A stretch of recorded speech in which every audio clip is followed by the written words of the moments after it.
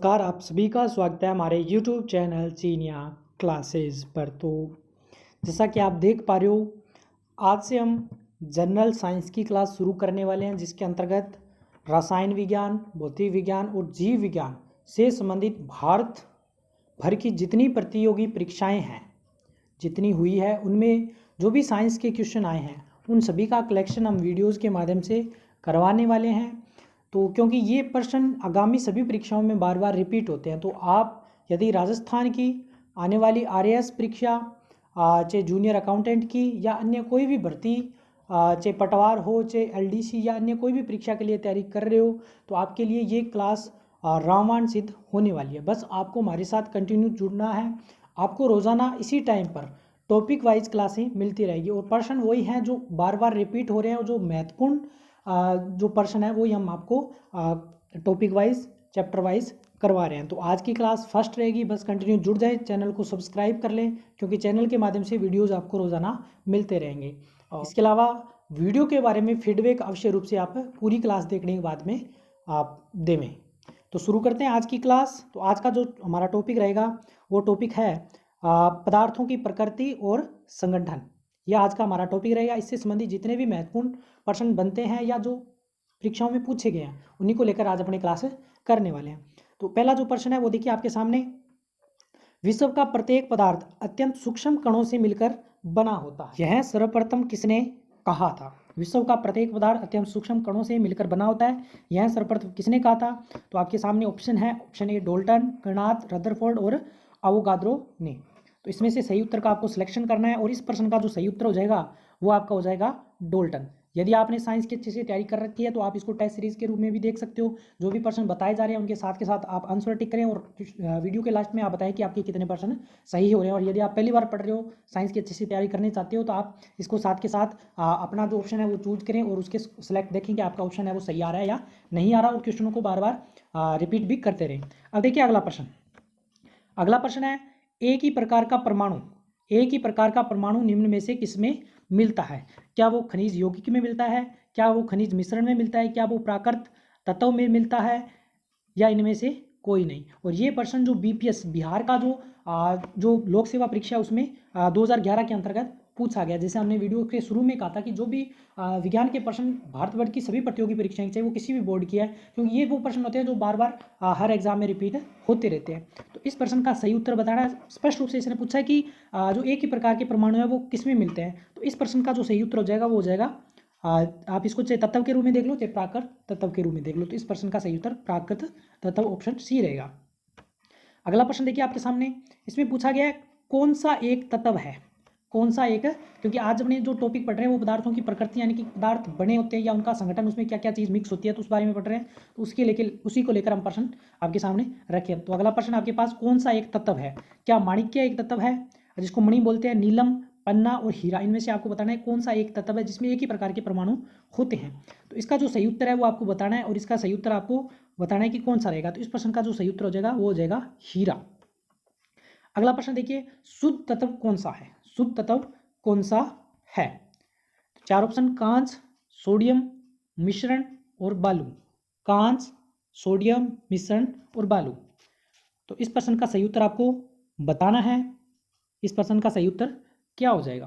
तो इस प्रश्न का जो सही उत्तर हो जाएगा वो आपके पास ऑप्शन जो सी दे रखा है, ऑप्शन सी है, वो क्या है? सोडियम। इस प्रश्न का सही उत्तर हो जाएगा। अगला प्रश्न देखिए, अगला प्रश्न आपके पास क्वेश्चन नंबर 5, कोयला, जिसको कोल कहते हैं, कार्बन का अपर रूप है।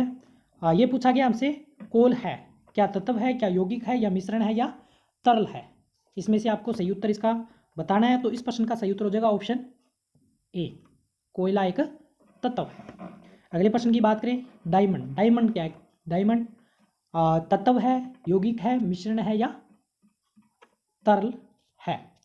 तो इस प्रश्न की बात करें, क्योंकि ये हमने पीछे पढ़ा है, पीछे ये पढ़ा था कि डायमंड क्या है, और इसका उत्तर भी देखा था, तो शायद ये रिपीट हो गया प्रश्न। तो इस प्रश्न का सही उत्तर क्या हो जाएगा? इस प्रश्न का सही उत्तर हो जाएगा डायमंड है वो एक तत्व है। अगले प्रश्न की बात करें, दो या दो से अधिक तत्वों के मात्रा के विचार से एक निश्चित अनुपात में संयोग करने से पदार्थ बना, यानी कि दो या दो से अधिक तत्वों को निश्चित अनुपात में मिलाने से क्या बनता है? ये आपका सीधा सा प्रश्न है। क्योंकि क्वेश्चन में जो लैंग्वेज है वही दिक्कत करती है, और अगर आपने अच्छे से लैंग्वेज के अनुसार प्रश्न को पढ़ लिया तो आपको दिक्कत नहीं करेगा। तो इस प्रश्न का सही उत्तर आपको बताना है। इस प्रश्न का सही उत्तर क्या हो जाएगा? तो इस प्रश्न का सही उत्तर रहेगा ऑप्शन बी, यौगिक। अगला प्रश्न, निम्नलिखित में से कौन सा कथन यौगिकों के बारे में सही नहीं है? कई बार ऐसे कथनात्मक प्रश्न इस प्रकार से आ जाते हैं, तो सभी प्रकार के प्रश्न अपने देखेंगे, केवल वो जो परीक्षाओं में आ चुके हैं, रिपीट हो रहे हैं बार बार। ये एसएससी 2000 के अंतर्गत काफ़ी पहले आया, लेकिन ये प्रश्न रिपीट होते रहते हैं।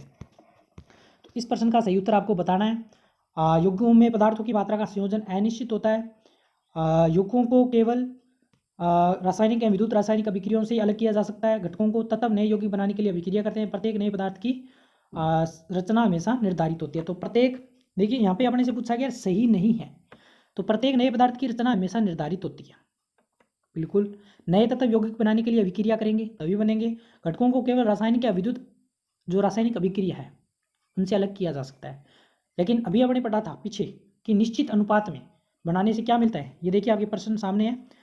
2 या 2 से अधिक तत्वों को निश्चित अनुपात में मिलाने से बनता है यौगिक। तो ये चीज़ यहाँ पे उसने गलत कर दी है। क्या कर दिया है उसने? ये बोला है कि पदार्थों में जो यौगिक में पदार्थों की मात्रा का अनिश्चित अनुपात होता है, बल्कि यहाँ पे क्या होना चाहिए? निश्चित अनुपात ही। तो ये कथन है वो सही नहीं, ये इसका उत्तर हो जाएगा।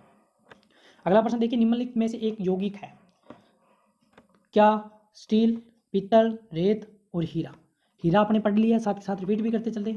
हीरा आपने पढ़ा है कि हीरा एक तत्व है। कोल पढ़ा था, कार्बन, वो भी एक तत्व था। तो बचे क्या? रेत, पीतल और स्टील। अब अपने यौगिक की परिभाषा क्या देखी थी? यौगिक की परिभाषा हमने देखी थी कि जब 2 या 2 से अधिक तत्व समान अनुपात में मिलते हैं, तो इसमें कौन सा तत्व हो सकता है? ऑप्शन 3 है। एक तो हमने ऑलरेडी कट कर दिया क्योंकि हीरा वो एक तत्व है, एलिमेंट है। तो इस प्रश्न का सही उत्तर बताना है यौगिक। तो इसमें सही उत्तर हो जाएगा, क्या हो जाएगा? रेत, इसका सही उत्तर हो जाएगा। अगला प्रश्न, यौगिक कौन सा है? फिर से अब ऑप्शन आपके पास अलग अलग है, पारा, ओजोन, वायु और यहाँ पे अपने अमोनिया, ये दे रखा है। तो यौगिक क्या हो जाएगा यहाँ पे? Option D, ammonia. क्लास आपको कैसी लग रही है? क्या वास्तव में आपको लग रहा है कि हाँ ये प्रश्न आ सकते हैं या आने वाले हैं? अवश्य रूप से कमेंट करके बताएं। चैनल को अवश्य रूप से सब्सक्राइब कर लें। वीडियो पसंद आती है तो लाइक करें और शेयर करना न भूलें। इसके अलावा आपको पूरी क्लास की पीडीएफ रोजाना चाहिए तो आप हमारे चैनल को सब्सक्राइब कर लें, और वीडियो के डिस्क्रिप्शन में हमारे टेलीग्राम ग्रुप, जिसका लिंक आपको मिल जाएगा। चैनल का जो टेलीग्राम चैनल है उसका नाम है चीनिया क्लासेस। तो जाकर टेलीग्राम पे सर्च कीजिए या फिर आप लिंक से ज्वाइन कर लीजिए, वहाँ पर आपको पीडीएफ पूरी मिल जाएगी। आप यहाँ से क्लास कीजिए, फिर उसका जब भी टाइम ले रिवीजन कर लीजिए, आपको बहुत अच्छे से साइंस क्लियर हो जाएगी। सारी क्लासें सब टॉपिक वाइज सब चैप्टर के जो प्रश्न है वो आपको मिलेंगे, बस आपको जुड़ना है और पढ़ना है। तो देखिए, रासायनिक यौगिक कौन सा है? वायु, ऑक्सीजन, अमोनिया और पारा। तो इसका सही उत्तर, क्योंकि अभी अपने पढ़ा है, अमोनिया क्या था? अमोनिया क्या था? एक यौगिक था। अगला प्रश्न, निम्न में से कौन सा एक यौगिक है? फिर से यौगिक वाले, क्योंकि ये अलग अलग उदाहरण के माध्यम से पूछे जा रहे हैं, बार बार परीक्षा में अलग अलग उदाहरण देके वो पूछता है। तो वायु, पारा, ओजोन और जल, इनमें से कोई भी ऑप्शन पीछे अपने देखे थे।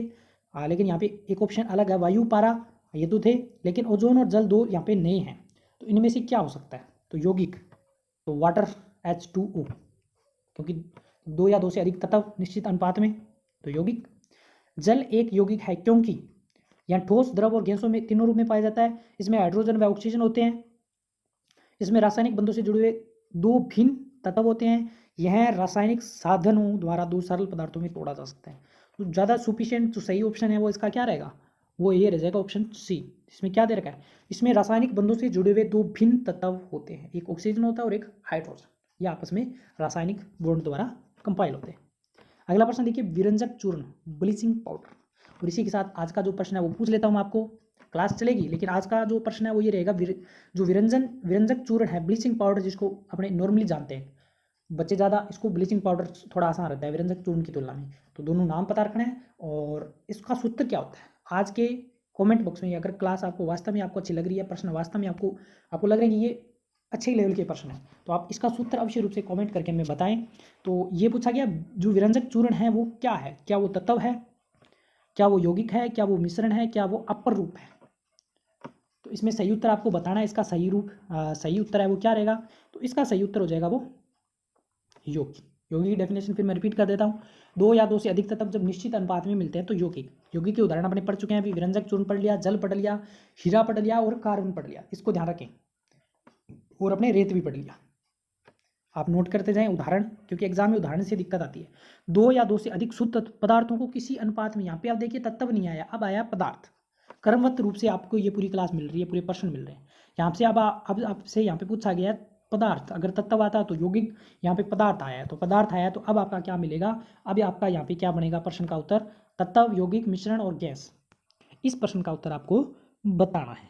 तो इस प्रश्न का सही उत्तर ऑप्शन सी। अगला प्रश्न, कौन सा एक मिश्रण नहीं है। पहले तत्व पढ़ लिए, उदाहरण पढ़ लिए, तत्व की परिभाषा पढ़ ली, अब अपने पढ़ रहे हैं मिश्रण। मिश्रण की परिभाषा, जब देखिए फिर से देख लीजिए परिभाषा, इसको ध्यान रखें आप। एग्जाम में कथन जो प्रश्न होते हैं ना लंबे चौड़े, वो इसी प्रकार के, वो पूछ लेगा दो या दो से अधिक शुद्ध पदार्थों को किस अनुपात में, किसी अनुपात में मिला देने से क्या बनता है, तो मिश्रण। यहाँ पे पदार्थ है, और यहाँ पे पूछ लिया पदार्थ कौन सा मिश्रण नहीं है, ग्रेफाइट, कांच और पीतल, इस्पात। क्वेश्चन नंबर 16, इसका उत्तर आपको बताना है, ग्रेफाइट इसका उत्तर हो जाएगा। अगला प्रश्न देखिए, कौन सा पदार्थ एक मिश्रण नहीं है, कौन सा पदार्थ एक मिश्रण नहीं है। क्वेश्चन नंबर 17, इसका उत्तर आपको बताना है, और इसका उत्तर क्या हो जाएगा, इसका उत्तर हो जाएगा टी। अगला प्रश्न देखिए, स्टेनलेस स्टील एक मिश्र धातु है, जबकि वायु एक क्योंकि ये बहुत इंपॉर्टेंट प्रश्न बार बार पूछा जाता है अक्सर, ये तो वायु तो पढ़ लेते हैं, लेकिन वायु एक्चुअल में है क्या, इसको ध्यान में कम रखा है।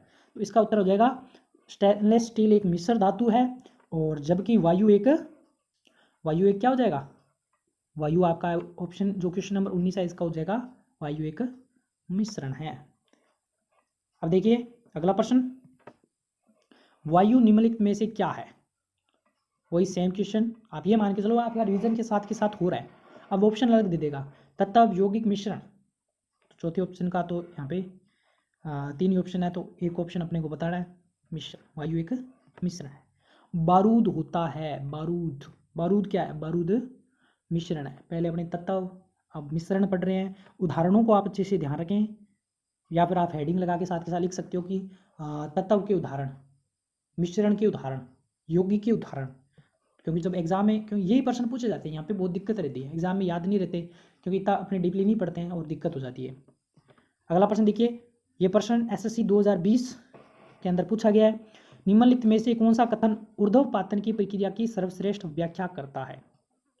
आपको एक यहाँ पे काम करना है, काम ये करना है कि, क्योंकि यहाँ पे डेफिनेशन तो आपको मिल जाएगी, इसके उदाहरण और या फिर इस प्रकार की जो मेथड है उनको आप थोड़ा सर्च करके देखें, और या फिर आप ऊर्ध्वपातन की जो डिटेल व्याख्या है उदाहरण के साथ, उसको आप गूगल के माध्यम या जो भी कंटेंट के माध्यम से आप थोड़ा देखने की कोशिश करें, ताकि आपको और अच्छे से क्लियर हो सके। बाकी तो हम आपको करवा देंगे। देखिए, निम्नलिखित में से कौन सा कथन ऊर्ध्वपातन की प्रक्रिया की सर्वश्रेष्ठ व्याख्या करता है। तो इस प्रश्न का सही उत्तर आपको बताना है। इसमें देखिए इसका उत्तर हो जाएगा ऑप्शन डी। ऑप्शन डी में क्या दे रखा है, इसमें दे रखा है कि किसी भी पदार्थ का मध्यवर्ती तरल अवस्था से गुजरे बिना ठोस अवस्था से सीधे गैसीय अवस्था में परिवर्तन। क्योंकि पदार्थ की 3 अवस्थाएं होती है, वैसे 5 होती है नवीनतम साइंस के अनुसार, मुख्यतः 3 अपने देखते हैं, गैस, द्रव और ठोस। जब पदार्थ को सीधे गैसीय अवस्था से ठोस अवस्था से सीधे पदार्थ जब गैसीय अवस्था में बदल जाता है, तो ये जो प्रक्रिया होती है, ये प्रक्रिया ऊर्ध्वपातन के अंतर्गत आती है। तो देखिए इस क्वेश्चन का आपको बताना है उदाहरण।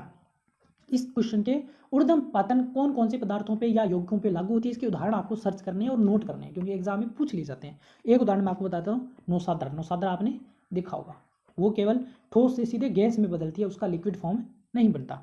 अगला प्रश्न देखिए, क्वेश्चन नंबर 23, सोडियम क्लोराइड और अमोनियम क्लोराइड के मिश्रण को किसके द्वारा पृथक किया जाता है। इस प्रश्न का उत्तर आपको बताना है। क्वेश्चन नंबर 23, इस प्रश्न का सही उत्तर हो जाएगा ऊर्ध्वपातन। तो देखिए यहाँ पे 3 एग्जाम्पल आपको मिल गया, सोडियम क्लोराइड और अमोनियम क्लोराइड के मिश्रण, इनका जो आपस में मिश्रण होता है, इनको किससे पृथक किया, अलग अलग किया जाता है। पृथक्करण का मतलब होता है इनको अलग अलग करना, ये हो जाएगा ऊर्ध्वपातन, यानी कि ठोस से सीधा गैसीय अवस्था में। अगला प्रश्न, निम्नलिखित में से किस पदार्थ में ऑक्सीजन नहीं है, सीमेंट, रेत, मिट्टी का तेल और विलयन। तो किसमें ऑक्सीजन नहीं है, इसका सही उत्तर हो जाएगा मिट्टी का तेल। अगला प्रश्न देखिए, कौन सा पदार्थ प्रकृति में तीनों अवस्थाओं में पाया जाता है। सबसे ज़्यादा सिंपल, प्रमुख और फेमस उदाहरण है उसका, वो हो जाएगा आपका H2O। देखिए यहाँ पे H2O लिखा हुआ है, थोड़ा सा इसको टाइपिंग में इस प्रकार से H2 यहाँ लगता है, यहाँ पे नहीं लगता, लेकिन ये थोड़ा सा टाइपिंग इस प्रकार का हुआ नहीं, इसलिए इसको इस प्रकार से रखा है। जैसे इसका सही रूप है ये होता है H2 यानी कि जल। ये तीनों ठोस, द्रव और गैस अवस्था में मिलता है, तीनों अवस्था में पाया जाता है प्रकृति में। अगला प्रश्न देखिए, पदार्थ की चतुर्थ अवस्था ठोस, तरल, गैस बची कौन सी?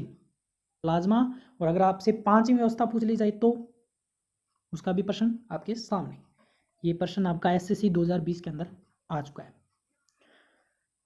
देखिए, बोस आइंस्टीन कंडेंसेट चौथी प्लाज्मा, पांचवी जो अवस्था है वो है बोस आइंस्टीन कंडेंसेट। तो ये हो जाएगी आपकी पांचवी पदार्थ की अवस्था। जब किसी मिश्रण में पानी मिलाने पर इसका भारी घटक अवशेपित हो जाता है तो इस प्रक्रिया को क्या कहते हैं? जब किसी मिश्रण में भारी घटक में पानी मिलाने पर भारी घटक अवशेपित हो जाता है, टूट जाता है, तो इस प्रक्रिया को क्या कहते हैं? इसका सही उत्तर यह एसएससी 2020 के अंदर आ चुका है और इसका उत्तर हो जाएगा